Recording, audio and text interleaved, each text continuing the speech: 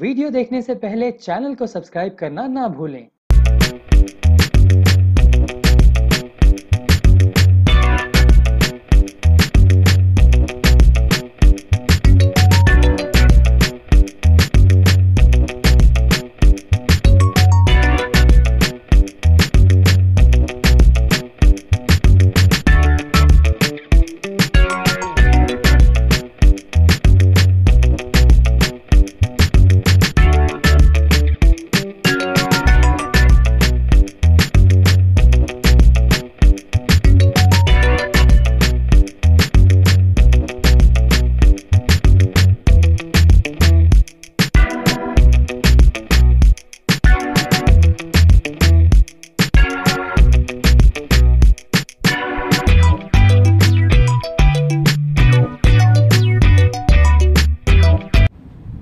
दिलचस्प कॉमेडी है, खुदकुदी है और बेसिकली एक सटायर है। और इसके अंदर कई लोग सोचते हैं कि पॉलिटिकल फिल्म हो या कोई, तो मैं यही कहना चाहूँ कि ये बिल्कुल गलतफहमी में ना रहे कि पॉलिटिकल फिल्म नहीं है, ये एक फैमिली फिल्म है और पूरी हंसी मजाक से भरी हुई। Basically it's a social satire, India Pakistan के ऊपर है और बहुत सारी ऐसी चीज़ें हैं जो इंडिया पाकिस्तान के बीच में सालों से वो मुद्दों के ऊपर हमेशा बहसबाजी होती आई है, हमेशा वो इश्यू रहा है। तो कहीं ना कहीं उन्हीं सारे इश्यूज़ को, जैसे कि टेररिज्म हो गया, उन्हीं सारे इश्यूज़ को हमने कॉमिक रूप में इस फिल्म में कहानी की अंदर दर्शाने की कोशिश की। आपका किरदार क्या मेरा किरदार मोदी जी की बेटी का है। I am playing myself Modi ji की बेटी इन द फिल्म। और चूँकि ये कहानी एक रियल लाइफ इंसिडेंट जो हुआ था मेरे साथ, एक रियल लाइफ कंट्रोवर्सी जो हुई थी उसके ऊपर बेस्ड है, तो इसके लिए मैं बहुत बहुत आभारी हूँ इंडियन मीडिया की कि आप लोगों ने मुझे मोदी जी की बेटी टैग देके मुझे काफ़ी चर्चा में आप लेके आए और उसी वजह से कहीं ना कहीं इस फिल्म का निर्माण हुआ है। ये पहले एडी जी आपके पास आए थे कि ये कहानी कुछ कॉन्सेप्ट लेके कैसे क्या कहानी का कैसे आपने कहा कि देखिए, टाइटल जो है हमारी फिल्म का वो तो आपको मीडिया ने ही दे दिया, तो thank you to the media. और ये इनके साथ एक घटना 2014 में हुआ था, तो 2014 में एक रियल इंसिडेंट इनके साथ हुआ था। और उन दिनों मैं साउथ में हैदराबाद में काम करता था, तो एक दिन ऐसे आदमी का फोन आया और इन्होंने मेरे को कहा ऐसा ऐसा इनके दिमाग में थॉट आया और इन्होंने मुझे एक छोटी सी फोन पे ही नरेशन दिया। तो इतनी खूबसूरती से वो नरेशन दी गई मुझे कि मुझे एकदम लगा कि ये कहानी जो है वाकई में हम लोग सब इग्नोर करते हैं, बेहतरीन फिल्में लोग बनाते हैं, लेकिन इस टाइप का सब्जेक्ट में कभी किसी ने सोचा क्यों नहीं। तो बस उसी टाइम इंस्टेंट कॉफी, उसी तरीके से एक डिसीजन हुआ कि अवनी तुम इसको लिखो और हम इसको बनाएंगे। और अवनी ने पहले तो काफी मेहनत करवाई, नहीं हाँ डलवाने में। लिखना जो था ना वो मेरे दिमाग में नहीं था, बिकॉज मैं हमेशा एक्टर रही हूँ, तो राइटिंग कभी मेरा फोटे रहा नहीं था। लेकिन मैंने सर को इनफैक्ट मना किया कि बस ये थॉट है, ये कॉन्सेप्ट स्टोरी लाइन है, आप इसको डेवलप करवाइए। देन उन्होंने एक दो जगह डेवलप हाँ, मतलब बेसिकली उन्होंने इनके अंदर कुछ हिचकिचाहट थी, पर इन्होंने जब मुझे सिनॉप्सिस सुनाए थे तभी मुझे यकीन था कि ये इनसे बेहतर कोई और लिख ही नहीं पाएगा। तो इन्होंने जब सिनॉप्सिस भेजे तो इन्होंने कहा नहीं मैं नहीं लिखूंगी, मैं सिनॉप्सिस भेज दूँ। मेरे को इन्होंने सिनॉप्सिस भेजी, जब वो पढ़े फिर मैं क्योंकि साउथ इंडस्ट्री में उस दिनों में काम कर रहा था, तो वहाँ के कुछ राइटर्स को मैंने कोशिश किया, ट्राई किया कि इसको डेवलप करो, मजा ही नहीं आया। तो उन्हीं दिनों में अपनी भी हैदराबाद आई, मैंने इनको फिर करना कि लिखो, खुद ही लिखते हैं। फिर अभी ने साउथ के राइटर्स को देखा तो खुद भी माना कि नहीं, फिर इनका ही सुझाव था कि बॉम्बे में ट्राई करते हैं, बॉम्बे के राइटर्स। फिर हमने बॉम्बे राइटर्स को ट्राई किया। नहीं मतलब दरअसल हमने कुछ 4-5 राइटर्स के साथ सैंपल सीन्स लिखवाए, लेकिन वो जो कन्विक्शन जो सर का एज अ डायरेक्टर मेरा जो विजन था वो नहीं आ पाया, सेटिस्फेक्शन कैसे नहीं आता, सेटिस्फेक्शन नहीं मिला। तो सर ने फिर बोला कि तूने सोची है ये कहानी तू ही लिख पाएगी और तुझसे बेहतर कोई नहीं शायद लिख पाएगा इसको। तो that is how I became writer and मैंने तो बहुत कुछ सीखा इस फिल्म के दौरान ही एज अ राइटर। बहुत सारे ऑनलाइन वर्कशॉप्स अटेंड किए मैंने, और स्क्रीन राइटिंग कैसे माशाल्लाह मैंने इस कहानी को डायरेक्ट किया है, इसलिए नहीं बोल रहा हूँ, लेकिन आप जब फिल्म देखेंगे आप लोगों को खुद महसूस होगा कि हर डायलॉग में एक फ्रेशनेस दिखेगी। It is a total fresh approach in the Indian Bollywood cinema, that is for sure.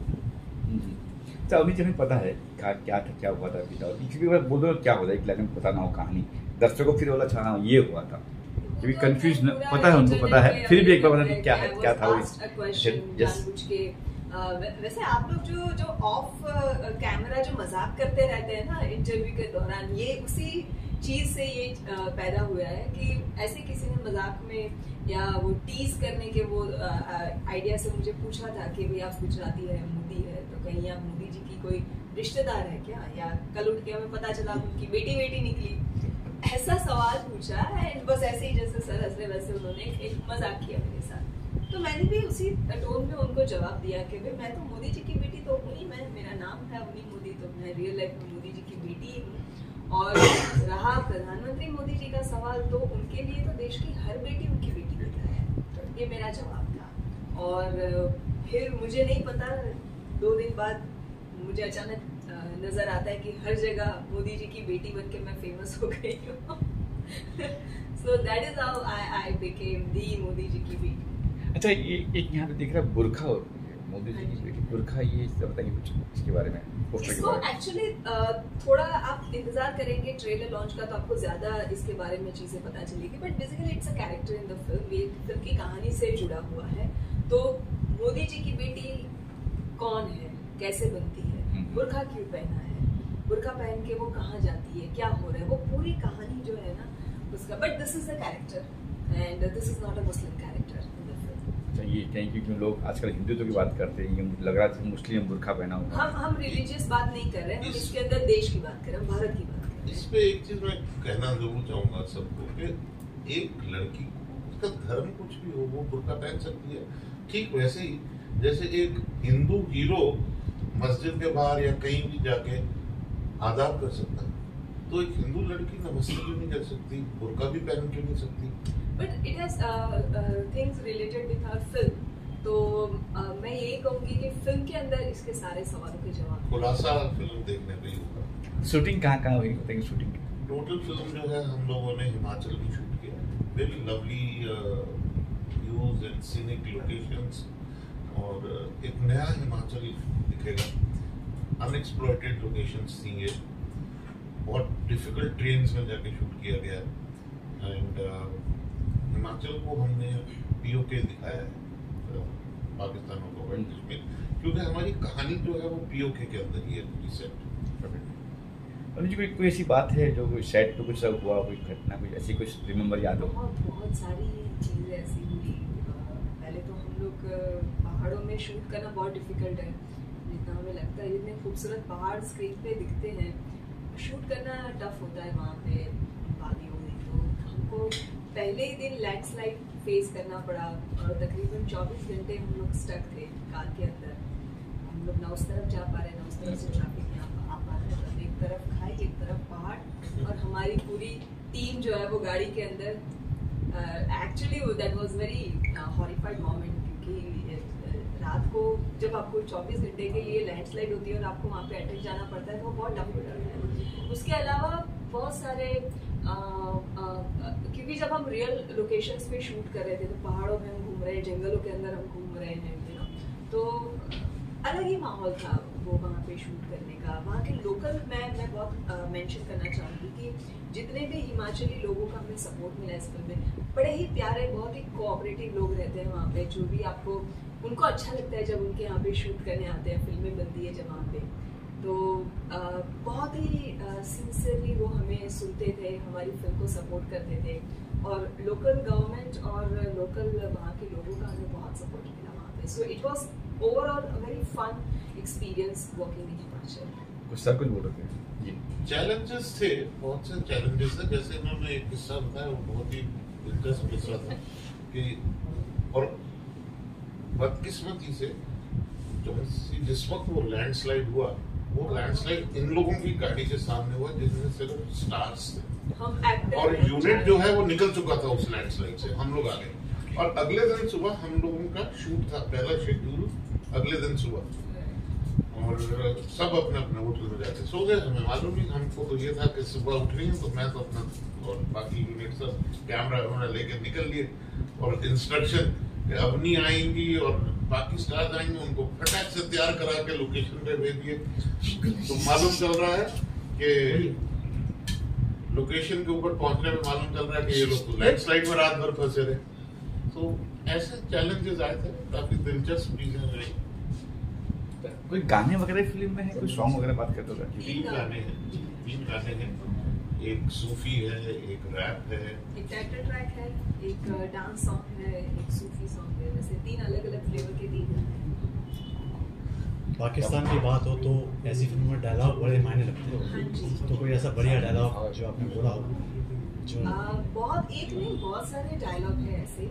और सबसे पहले तो ये टाइटल अपने आप में बहुत बड़ा डायलॉग है फिल्म का कि मोदी जी की बेटी। तो हाँ, जो इन्होंने पूछा तो एक डायलॉग तो मैंने आपको बता दिया, जी हाँ मैं मोदी जी की बेटी हूँ। अब आगे क्या है इस डायलॉग के आगे पीछे वो आपको ट्रेलर में पता चलेगा, फिल्म में पता चलेगा।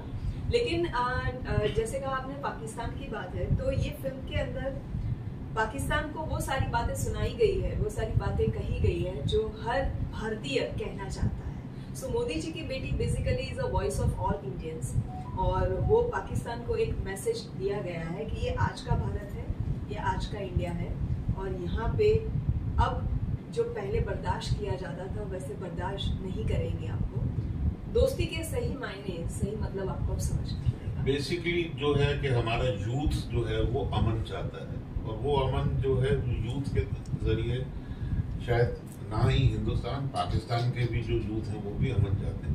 तो उसको एक बहुत स्वीट तरीके से वो मैसेज भी इस फिल्म के अंदर आपको देखने को मिलेगा। अच्छा अवनीश जी, अब एक्टिंग तो ही अपनी राइटर भी बन चुकी हो, तो आप नेक्स्ट भी प्लान चलेगा कि राइटिंग वगैरह में? यस, मैंने कुछ और फिल्म्स लिखी है, डेवलप किए हैं बहुत सारे स्क्रिप्ट्स, तो उनके ऊपर भी काम चालू है।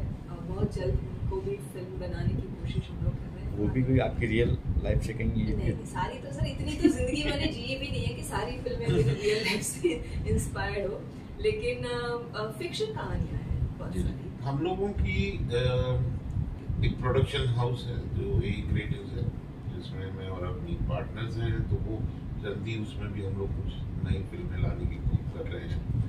और ब्रांडेक्स जो हमारी मार्केटिंग कर रहे हैं और हमारे साथ पार्टनर्स हैं हमारी फिल्म के अंदर, शायद उनके साथ बहुत जल्द एक अच्छी खबर आपको दें। आने वाले कुछ ही दिनों में शायद एक नई फिल्म अनाउंस करें। सर 2-3 प्रोड्यूसर, सर कितने प्रोड्यूसर है फिल्म के? तीन प्रोड्यूसर, नाम बताएंगे? अर्पित गर्ग, अवनी मोदी, एडी सिंह। तो क्या प्लान है, कब तक जैसे देख रहे हैं 14 अक्टूबर है, क्या प्लान है, कब तक रिलीज 14 अक्टूबर कर रहे हैं आप, कब कर रहे हो? 14 October is release. Already release कुछ थिएटर्स वगैरह, थिएटर कितने करेंगे, कुछ प्लान्स? तो बहुत सारी चीजें जो है वो अभी अंडर प्लानिंग में है बहुत सी ऐसी, क्योंकि अभी ये तो देखिए क्या होता है कि आप भी जानते हैं कि सब डिस्ट्रीब्यूटर्स के साथ बैठना है, अभी सब कुछ करना है, और ये तो लास्ट 10 डेज के अंदर ही फाइनलाइज होते हैं अच्छा, ना। जो नाम है मोदी जी, प्लान है कुछ उनको भी दिखाने वगैरह कुछ ऐसा कुछ है? हम कोशिश पूरी करेंगे कि सरकार हमें प्रधानमंत्री जी का टाइम मिला तो उनके आशीर्वाद इस फिल्म को मिले। लेकिन आप भी जानते हैं कि इतनी जिम्मेदारियां इनके ऊपर और इतनी व्यस्तता रहती है उनकी, तो हम कोशिश पूरी करेंगे। बेटी अगर कहे तो मैं तो चाहूंगी कि आप भी हमें सपोर्ट कीजिए, क्योंकि मीडिया के थ्रू अगर कोई बात कही जाए तो जल्दी पहुंचती है। तो आप भी हमारे साथ जुड़िए और कोशिश कीजिए, हम सब मिलकर दिखाते हैं मोदी जी को। जी सर, कुछ कहेगा आप? नहीं, हमें बहुत खुशी होगी अगर ये फिल्म देखना चाहें, जितने ज़्यादा जने देखना चाहें जो इस फिल्म को एक एंगल से देखना चाहते हैं, और अगर पीएम साहब खुद इसको देखें तो इससे अच्छी बात ही नहीं हो सकती। बिल्कुल, वो हमारा सौभाग्य होगा कि हमें उनका समय मिलेगा इस फिल्म को दिखाने के लिए। तो आखिर में क्या कुछ कहेंगे दर्शकों से? और